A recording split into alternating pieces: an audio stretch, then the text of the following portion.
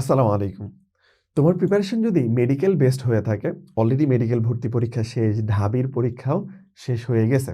তাহলে তোমার এখন সবচেয়ে ক্লোজ যে পরীক্ষাটা, সেটা হচ্ছে জাহাঙ্গীরনগর বিশ্ববিদ্যালয়ের ডি ইউনিটের পরীক্ষা। যেহেতু তুমি মেডিকেলের মতোই প্রিপারেশন নিছো, আর এটার প্রিপারেশন আর জাবি ডি ইউনিটের প্রিপারেশন অনেকটাই ক্লোজ। তাহলে এই প্রিপারেশন দিয়ে তুমি কিভাবে জাবিতে টপ করতে পারো, সেটাই হচ্ছে ব্রাদার্স সাজেশন তোমাদেরকে দেখাবে। আমরা নিয়মিতই ভিডিও দিব, তার ধারাবাহিকতায় আজকে একটা ভিডিও নিয়ে আসি, সেটা হচ্ছে ক্যাটায়নের সিক্ত পরীক্ষা। ঠিক আছে, বা ক্যাটায়নের শনাক্তকরণ, আয়নটা শনাক্তকরণ। এইখান থেকে জাহাঙ্গীরনগর না, তুমি এই সিজনে যত জায়গায় পরীক্ষা দিবা সব জায়গায় একটা কোশ্চেন আসার মতো একটা টপিক। কিন্তু এই টপিকটা তোমার বই অনেক বড় করে দেওয়া, বিভিন্নভাবে দেওয়া, অনেকগুলো আয়ন আছে, আমরা মনে রাখতে পারি না। ভাইয়া জাস্ট 2টা মিনিটে তোমাকে এটা ক্লিয়ার করে দিবে। তুমি জাস্ট ভরসা করে 2টা মিনিট ভাইয়াকে দাও, আশা করি এটা নিয়ে আর প্রবলেম থাকবে না। যদি ভালো লাগে তাহলে ভিডিওটা শেয়ার করবা। আমি আসি তোমাদের মাহমুদ হাসান ভাইয়া, প্রথম স্থান জাহাঙ্গীরনগর বিশ্ববিদ্যালয় ডি ইউনিট। তাহলে চলো শুরু করা যাক। আচ্ছা, তাহলে এখানে টোটাল আয়ন আছে তোমার 8টা। অনেকে আছে ছন্দ দিয়ে আয়ন মুখস্থ করে, দরকার নেই তো ভাই। ঠিক আছে, ভাইয়া তোমাকে দেখাবে, আয়ন আলাদাভাবে মুখস্থ করার দরকার নেই। কোশ্চেন আসছে মানে 8টা থেকে আসবে, এর বাইরে আসবে না। তোমার বইয়ে নাই রে ভাই, এর বাইরে আসবে না। তাহলে এটা আলাদাভাবে মুখস্থ করার কিছু নেই। তাহলে ভাইয়া কেন দিছে? আমি তোমার জন্য বোঝানোর জন্য দিছি, তুমি একবার দেখে রাখলা, চোখটা বোলাও। ঠিক আছে, আচ্ছা ওকে, চলো তারপর আমরা শুরু করি। আমরা 2টা পয়েন্টে শেষ করে দিব এই সকল আয়ন শনাক্তকরণটা। প্রথম পয়েন্টটা হচ্ছে যে বিকারকগুলো ইউজ করবো আয়ন শনাক্তকরণের জন্য। ঠিক আছে, সেই বিকারকগুলোর মধ্যে একটা বিকারক হচ্ছে অ্যামোনিয়ার বিকারক। অ্যামোনিয়ার টোটাল বিকারক আছে 3টা। কয়টা বিকারক আছে? 3টা। 1টা, 2টা, 3টা। প্রথম বিকারকটা হচ্ছে ammonium hydroxide. Ammonium hydroxide, ammonium hydroxide এমন একটা বিকারক যে সবার সাথে সবাইকে শনাক্তকরণে ব্যবহার করা হয়। আবার ওই যে আমরা যতগুলো আয়ন দেখছি না, সবাইকেই তুমি শনাক্তকরণ করতে পারবা কাকে দিয়া? এই অ্যামোনিয়াম হাইড্রোক্সাইড দিয়া। তাহলে তুমি একটা আয়ন আসছে যে এটা শনাক্তকরণ কি দিয়ে করা যায়, অপশনে অ্যামোনিয়াম হাইড্রোক্সাইড আছে, প্যারা নাই, দিয়ে দাও অ্যামোনিয়াম হাইড্রোক্সাইড। তুমি জানো না, তাও অ্যামোনিয়াম হাইড্রোক্সাইড, বুঝছি কিনা? তাহলে অ্যামোনিয়াম হাইড্রোক্সাইড দিয়ে সবাইকে শনাক্তকরণ করা যায়, কিন্তু কেমিস্ট্রি মানেই ব্যতিক্রম। তাহলে ব্যতিক্রম তো আছেই। তাহলে কাকে যায় না, বা কে অ্যামোনিয়াম হাইড্রোক্সাইডের সাথে বিক্রিয়া দেয় না? কে দেয় না? যার নামের মধ্যেই না আছে, দেয় না। না মানে নাই, না মানে কে বলতো? এই যে চেহারা মিলে গেছে, সোডিয়াম। সোডিয়াম কখনো অ্যামোনিয়াম হাইড্রোক্সাইডের সাথে বিক্রিয়া করে না। আর দেখো, এটা অ্যামোনিয়া আয়ন, আর শনাক্ত করবা তুমি অ্যামোনিয়া। নিজেকে দিয়ে নিজের কোনোদিন শনাক্তকরণ করতে পারবা কিনা? তাহলে 2টা মিক্স হয়ে যাবে।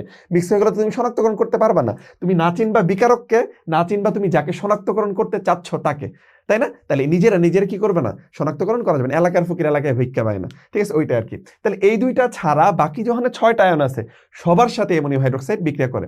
তাহলে ভাইয়া এখন এরা করে না, তাহলে এদেরকে স্বাভাবিকভাবে মুখস্থ করতে হবে, কারণ আসবে দেখা যায় এগুলাই, কারণ ওগুলো তো দেয় সবাই একই।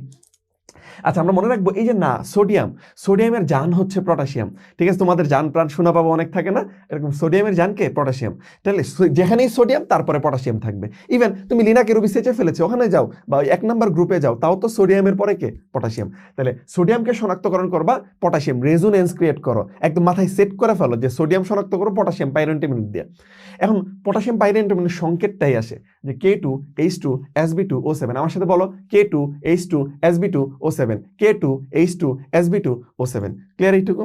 আচ্ছা, তাহলে সোডিয়াম জান পটাশিয়াম, সোডিয়াম দিয়ে পটাশিয়াম খাল্লাস। এখন আসো পরেরটা আমরা দেখবো, নাম হচ্ছে অ্যামোনিয়াম আয়ন। নি দ্বারা নেসলার দ্রবণ। নি দ্বারা কি? নেসলার দ্রবণ। ভাইয়া এটা আমি মনে রাখতে পারবো না, নি দ্বারা নেসলার দ্রবণ। দেখো এই এন আছে, এন মানে ন দ্বারা কি? নেসলার দ্রবণ। তাহলে অ্যামোনিয়াম আয়ন শনাক্তকরণের জন্য আমরা নেসলার দ্রবণ ইউজ করবো। ইভেন নেসলার দ্রবণের সংকেতটাও খুব ইম্পর্টেন্ট, খুবই ইম্পর্টেন্ট সংকেতটা আসে। তাহলে ভাইয়া সংকেতটা মুখস্থ করতে হবে, K2HgI4। আবার K2HgI4, তার সাথে তীব্র ক্ষার থাকবে, সেটা সোডিয়াম পটাশিয়াম যা মন দেয় তাই থাকুক, সাথে কি থাকবে? তীব্র ক্ষার। আবার K2HgI4 রেজোনেন্স ক্রিয়েট করে মাথায় সেট করে ফেলতে হবে, ভাইয়ের সাথে বলতে হবে, একবার কমেন্ট করতে হবে, K2HgI4 তার সাথে তীব্র ক্ষার, সোডিয়াম হাইড্রোক্সাইড বা পটাশিয়াম হাইড্রোক্সাইড। তাহলে দেখো অলরেডি আমরা 8টা আয়ন শনাক্তকরণ করে ফেলছি। ঠিক আছে, ক্লিয়ার? আচ্ছা ওকে, আসো আরো কিছু আছে, সেগুলো আমরা একটু দেখবো। অ্যামোনিয়ার পরের যে বিকারকটা আছে সেটা হচ্ছে অ্যামোনিয়াম থায়োসায়ানাইড। অ্যামোনিয়াম থায়োসায়ানাইড, এই অ্যামোনিয়াম থায়োসায়ানাইডের তুমি কাকে কাকে শনাক্তকরণ করতে পারবা ওই 8টার ভিতরে? দেখো আমি যেভাবে মনে রাখতাম, সংকেতটা দেখে রাখবা, অ্যামোনিয়াম থায়োসায়ান, CNS। এই জন্য সায়ানাইড আমি কালারিং দিয়ে রাখছি। সায়ানাইড দিয়ে তুমি মনে রাখবা, সায়ানাইড দ্বারা হচ্ছে 26 যাদের পারমাণবিক সংখ্যা। 26 কাদের পারমাণবিক সংখ্যা বলো তো? আয়রনের। তাহলে 26 কাদের পারমাণবিক সংখ্যা? আয়রনের। আর আয়রনের কয়টা আয়ন আছে? বলো তো? আয়রনের 2টা আয়ন আছে, Fe2+ আর Fe3+। তাহলে তুমি এই সায়ানাইড দ্বারা তুমি শনাক্তকরণ করতে পারবে আয়রনের 2টা, আয়রন 2+, আয়রন 3+। আবার তাহলে থায়োসায়ানাইড, সায়ানাইড 26, 26 কার আয়রনের, 26 কার আয়রনের, cyanide 26, cyanide 26, cyanide 26, resonance create করো, সায়ানাইড 26, ক্লিয়ার? আচ্ছা ওকে। এরপর লাস্ট অ্যামোনিয়াম অক্সালেট। অ্যামোনিয়ামের 3 নাম্বার পয়েন্টটা কি? Ammonium oxalate. দেখো অক্সালেট এই যে ক আছে এখানে ক, তাহলে এই অ্যামোনিয়াম অক্সালেট দ্বারা আমরা শনাক্তকরণ করতে পারি ক্যালসিয়াম 2+ আয়নটাকে।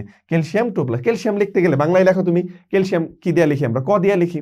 অক্সালেটে ক আছে, ক্যালসিয়াম অক্সালেট, ক্যালসিয়াম অক্সালেট। তাহলে অ্যামোনিয়াম অক্সালেট দ্বারা তুমি ক্যালসিয়াম আয়নটাকে শনাক্তকরণ করতে পারবা। তাহলে ভাই একবার রিভিশন করি, এক সেকেন্ড ভাইয়ের সাথে একবার সবাই মনোযোগ। তাহলে কি প্রথমত কথা, অ্যামোনিয়াম হাইড্রোক্সাইড সবার সাথে বিক্রিয়া করে, দেয় না, নামের মধ্যে না আছে, সোডিয়ামের সাথে দিবে না। তাহলে সোডিয়ামের জানকে পটাশিয়াম, তাহলে কি পটাশিয়াম পাইরেন্টামিন ইউজ করবো। তাহলে অ্যামোনিয়া নিজেকে নিজে দ্বারা শনাক্তকরণ করা যায় না কখনো। তাহলে অ্যামোনিয়াকে শনাক্তকরণ করবা কি? অ্যামোনিয়া নেসলার দ্রবণ, নিয়া নেসলার দ্রবণ, বা এন দ্বারা আমরা মনে রাখতে পারি নেসলার দ্রবণ। ঠিক আছে? আচ্ছা ওকে। এরপর আসো অ্যামোনিয়াম থায়োসায়ানাইড, সায়ানাইড 26, সায়ানাইড 26, 26 পারমাণবিক সংখ্যা কার? শুধুমাত্র আয়রনের। আয়রনের 2টা আয়ন আছে, একটা 2+, একটা 3+। আসো অ্যামোনিয়াম অক্সালেট, অক্সা ক আছে, ক দ্বারা আমরা মনে রাখবো কি? ক্যালসিয়াম। তাহলে ক্যালসিয়াম শনাক্তকরণ করবো অ্যামোনিয়াম অক্সালেট।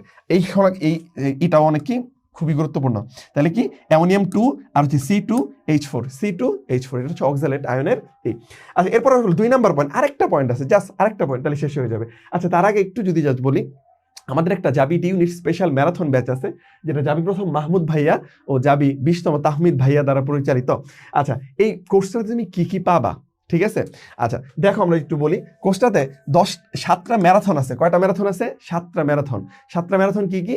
4টা হচ্ছে বায়োলজি কেমিস্ট্রি, আর হচ্ছে আইকিউ বাংলা ইংলিশ, প্রত্যেকটার জন্য একটা ম্যারাথন। এখানে 10টা মডেল টেস্ট আছে একদম জাবি স্ট্যান্ডার্ডে। আমাদের কোশ্চেন প্যাটার্ন বা আমাদের পড়ানোর স্টাইল কতটা ভালো সেটা তুমি আমাদের সাকসেস দেখলে বুঝতে পারবা। শিফট ভিত্তিক পরীক্ষায় প্রথম এর আগের বছর 3টা ফার্স্ট আমাদের ওখান থেকে হয়েছে। টোটাল সিট আছে 310টা, তার মধ্যে 150+ চান্স পাইছে। বাংলাদেশে কেউ দেখাইতে পারবে না।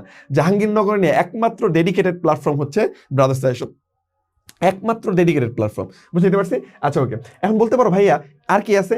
আর হচ্ছে এই যে টেলিগ্রাম পুল, এটা খুবই ইম্পর্টেন্ট। টেলিগ্রাম পুল থেকে দেখবে ডিরেক্ট কোশ্চেন অনেক কম পড়ে যাবে।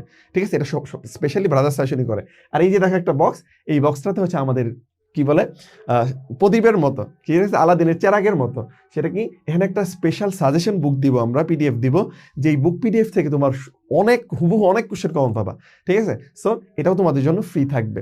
এত কিছু পাচ্ছ, কোর্স ফি হচ্ছে কত? 799 টাকা, যেটা 1200 রাখার কথা ছিল, বাট যেহেতু অল্প সময়, আমাদের এই বুকটাই হচ্ছে 250 টাকা সেল করবো আমরা এই পিডিএফটা। তো ওই জায়গা থেকে সব মিলে হচ্ছে 799 টাকা আছে। যারা ভর্তি হইতে চাও তারা পেজে যোগাযোগ করতে পারো বা এই নাম্বারে নক করতে পারো। চলো বাকিটা আমরা দেখি। আচ্ছা এখন আসো, এই যে আয়নগুলো আছে 8টা আয়নের মধ্যে, তার মধ্যে ডি ব্লক মৌল কয়টা? ঠিক আছে? ডি ব্লক মৌল আমরা সবাই জানি, তাই না? বিশেষ করে আমরা অ্যাটলিস্ট 21 থেকে 30 পর্যন্ত তো মুখস্থ জানি, আর 21 থেকে 30-এর বাইরে আর নাইও। তাহলে দেখো আয়রন, ওকে, আর কি কপার, আর হচ্ছে জিঙ্ক, এই সবগুলাই ডি ব্লক মৌল। এদের সর্বশেষ ইলেকট্রন দিতে গেছে। তাহলে ডি ব্লক মৌলের একটা বৈশিষ্ট্য আছে, বা অবস্থান্তর মৌলের একটা বৈশিষ্ট্য আরো স্পেসিফিক ভাবে বললে, সেটা কি? তারা জটিল যৌগ গঠন করে। তাহলে তুমি এদেরকে তো অ্যামোনিয়াম হাইড্রোক্সাইড দ্বারা শনাক্তকরণ করতে পারবাই, সাথে যেহেতু এরা জটিল যৌগ গঠন করতে পারে, তার মানে এদেরকে জটিল একটা জিনিস দ্বারাও তুমি শনাক্তকরণ করতে পারবা। বুঝো? মুখস্থ করার দরকার নেই তো ভাই। তুমি দেখো এটা ডি ব্লক, তার মানে তার জটিল যৌগ একটা বৈশিষ্ট্য আছে, এর জন্য এরকম একটা জটিল যৌগ না, এটা জটিল যৌগটা এই 4টাকেই তুমি শনাক্তকরণ করতে পারবা। তাহলে দেখো ভাইয়া ট্রিক শেখাচ্ছে, জাস্ট একবার শুনবা একদম মাথায় সেট হয়ে যাবে। তাহলে যে আয়নগুলো এরকম ডি ব্লক মৌলের, তারা শুধুমাত্র এই 2টার সাথে বিক্রিয়া করবে, আর কেউ করবে না। এই ভাইয়া অ্যালুমিনিয়াম কি ডি ব্লক মৌল? না, পি ব্লক মৌল, করবে না, এদের সাথে করতে পারবে না। সোডিয়াম পারবে না। অ্যামোনিয়াম আয়ন পারবে না। ক্যালসিয়াম পারবে না, কারণ তারা কেউই ডি ব্লক মৌল না বা অবস্থান্তর মৌল না। বুঝছি কিনা? আমি ট্রিকের জন্য বলতেছি। আবার বলতে পারো ভাইয়া এটা তো অবস্থান্তর মৌল না, সে তো আবার জটিল যৌগ গঠন করে না। ওই দিকে যাও না, আমরা ট্রিক হিসাবে নিচ্ছি। আচ্ছা এখানে 2টা আয়ন আছে, একটা হচ্ছে ফেরোসায়ানাইড আর একটা হচ্ছে ফেরিসায়ানাইড। এটার একটা বিস্তারিত ব্যাখ্যা আছে, ওইদিকে আমি যাবো না। এটা আয়রনের জারণ মানের উপর হচ্ছে ডিপেন্ড করে। যাই হোক, ফেরোসায়ানাইড মানে K4 যেটা আছে ওইটা, ফেরিসায়ানাইড হচ্ছে K3 যেটা আছে ওইটা। বুঝছি কিনা? আচ্ছা ওকে, বাকি সব একই। এখন এই যে আয়নগুলো আছে 4টা আয়ন, নামের মধ্যে কত আছে? 4 আছে। এটা তাহলে এ কি করে? 4 জনের সাথেই বিক্রিয়া করে, 4 জনের সাথে বিক্রিয়া করে। আর দেখো এই যে আয়রন, একটা আয়ন 2টা আয়ন, আয়রনের 2টা আয়ন আছে, ঠিক আছে? আবার আয়রনের একটা আয়ন আবার 3ও আছে, এর জন্য শুধু আয়রনটাই এই যে ফেরিসায়ানাইডের সাথে বিক্রিয়া করে, বাকি এই 2টা ফেরিসায়ানাইডের সাথে দেয় নাই। তোমার বইয়ে নাই উদাহরণ আর কি। বাট তোমার এত কিছু চিন্তা করার দরকার নেই। তোমার অপশনে যদি কোনো সময় আসে যে এইগুলা কাকে দেয়া করে, তাহলে তুমি এখান থেকে 4টা থেকে যে কোনো একটা দিলেই হয়ে যায়, এত পেঁচায় না। কিন্তু তারপরেও যারা আবার একটু বেশি জানতে চায়, সেই ক্ষেত্রে তাদের জন্য আমরা বলবো যে এই 4টার মধ্যে ফেরোসায়ানাইড ওর মধ্যে 4 আছে, ও 4টার সাথেই করে, কিন্তু ও শুধুমাত্র আয়রনের সাথে করে। তাহলে এই K3 শুধুমাত্র কার সাথে করে? আয়রনের সাথে করে। বা আর অন্যভাবে চিন্তা করতে পারো, যেহেতু আয়রনের 2টা আয়ন আছে, এর জন্য K4 K3 দুইজনের সাথেই করে। তুমি যেভাবে চিন্তা করো না কেন, বা এটাতে 3 আছে, এটা 3 এর সাথে করে, আর এই দুইটাতে একই জিনিস, এর জন্য এই দুইটা 3 এর সাথেও করে। ঠিক আছে? বাট এত কিছু না পেঁচাইলে, যে এই ডি ব্লক মৌল বা জটিল যৌগ যারা গঠন করতে পারে, তারাই শুধুমাত্র কি ফেরুসায়ানাইড বা ফেরিসায়ানাইডের সাথে বিক্রিয়া করে। ক্লিয়ার? আচ্ছা, ওকে। তারপর একটা এসো। আচ্ছা, এরপর আসে রঙিন, সবচেয়ে গুরুত্বপূর্ণ যেটা, কালারগুলা কে কোনটা দিবে। দেখো ভাইয়া, আমি আবারও বলতেছি, আমরা নেক্সট ভিডিওতে কালারটা দেখবো, তার আগে একটু জাস্ট এটা তোমাকে বুঝাই দেই। দেখো, শুধুমাত্র রঙিন হয় এখানে এই যে 8টা আয়ন ছিল, 8টার মধ্যে শুধু রঙিন হয় Fe2+, 3+ আর কপার, আর কেউ রঙিন না। হ্যাঁ, নেসলার দ্রবণ সেটা আলাদা, ওটা আমরা পড়বো। তাহলে শুধুমাত্র কি বলছি, এই 3টাই কালার দেয়। কেন এই 3টা কালার দেয়? এই 3টাই শুধুমাত্র কি অবস্থান্তর মৌল। আমরা যে অবস্থান্তর মৌলের বৈশিষ্ট্য হচ্ছে রঙিন যৌগ গঠন করা, তাহলে শুধুমাত্র এই 3টাই রঙিন যৌগ গঠন করবে, আর কেউ করবে না। আশা করি ক্লিয়ার হয়ে যাওয়ার কথা। ঠিক আছে? তাহলে নেক্সট ভিডিওতে আমরা বর্ণগুলা দেখবো। ঠিক আছে? সবাই ভালো থাকবা। আশা করি তোমাদের জন্য ভিডিওটা হেল্পফুল হবে।